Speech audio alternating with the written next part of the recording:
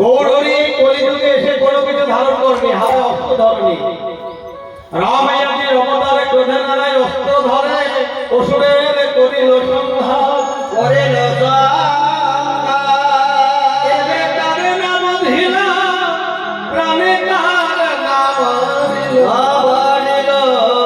শুদ্ধ করল প্রচার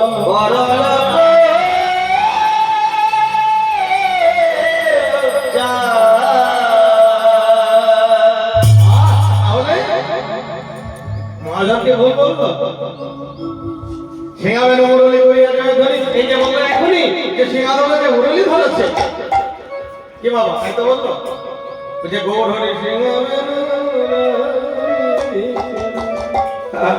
ওইটা সিংহা ধরেছে মুরলি ধরেছে বলে না না না না আমার ভাব নিধি গৌর হরি তার ভাবটা এমন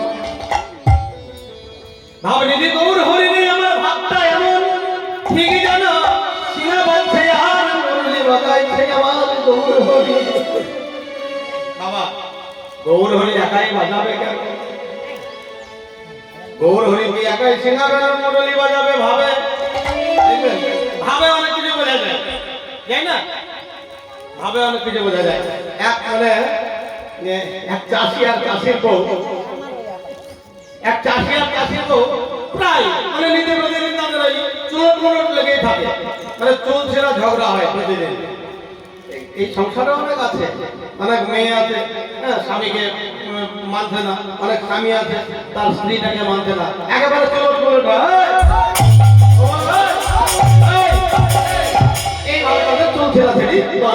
একদিন বললো এই শোন তুই আমাকে 7 দিন আমাকে কথা বলবে না বউ বলছে তুমি আমাকে 14 দিন কথা বলবে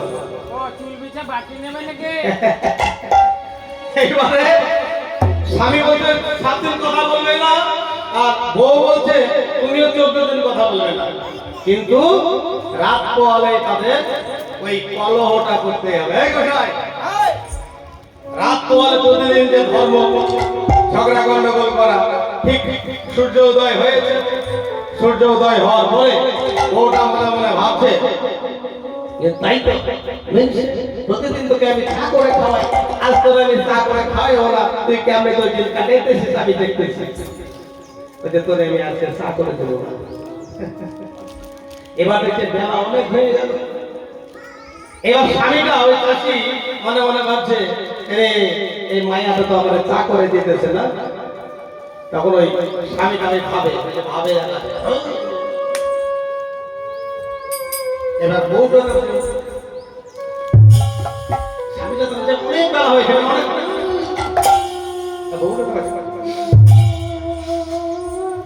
তখন স্বামীটা একেবারে রেগে গিয়েছে, কথা বলে না, ওইটা হারি হয়ে গেছে, কথা বলে না। স্বামীটা বলছে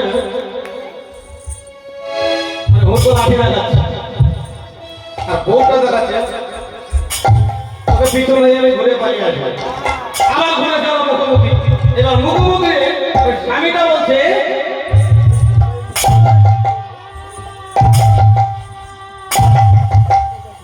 ওইটা তোকে ফেল তোর মুখে তুলে তোর বুকে তুলে এরকম ভাব দেখাচ্ছে। আরে বউটা বলছে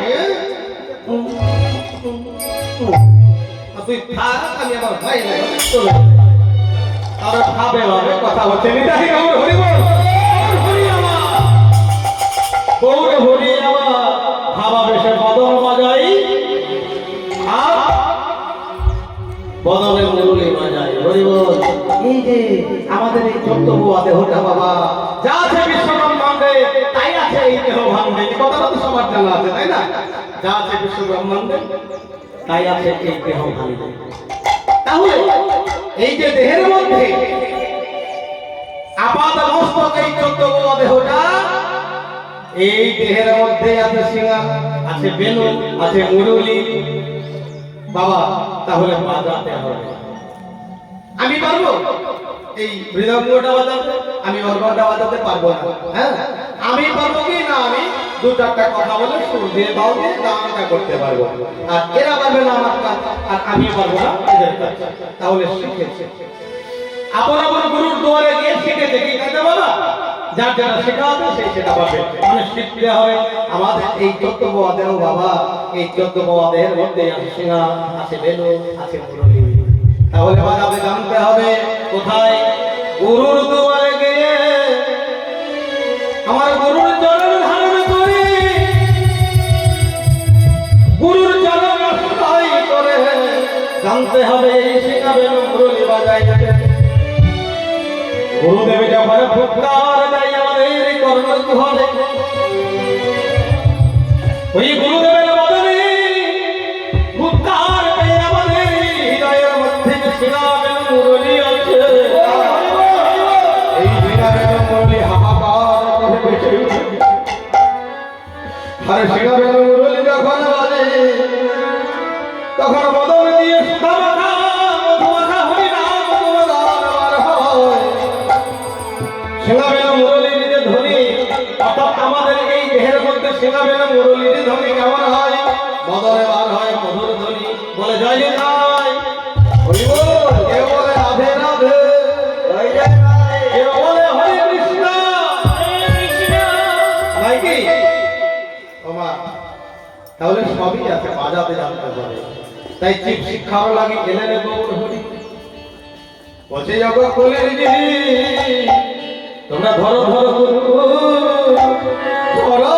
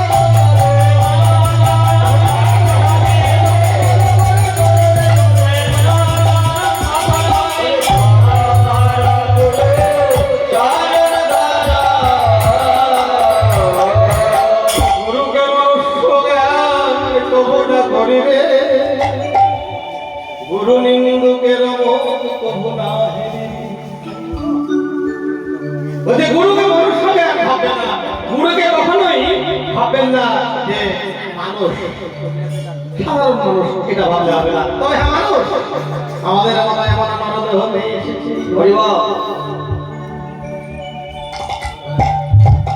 আমার মহাজন বললেন ঘুরং ঘুরং দ্বিভুজন বরদম গৌরবে খল বৃন্দাবনে কুঞ্জ সংকল্প বিক্ষণ প্রমূলে অর্থাৎ বাবা যিনি গুরু, যিনি শিক্ষা গুরু, তিনি হলেন আমার গৌর হরি, আর তিনি হলেন আমার নন্দ সুত হরি। তাই কবিরাজ গোস্বামী কলম দিয়ে লিখলেন জানান ও বলেন যে এই দিনে কোন জীবে না ভাবি ভিন্ন গুরু তত্ত্বে রয়েছে তিনি পূর্ণ কৃষ্ণ অংশ জন্মে আসিয়া ধরাবে আসিয়া ধরাবে গুরু রূপে শিক্ষা আমার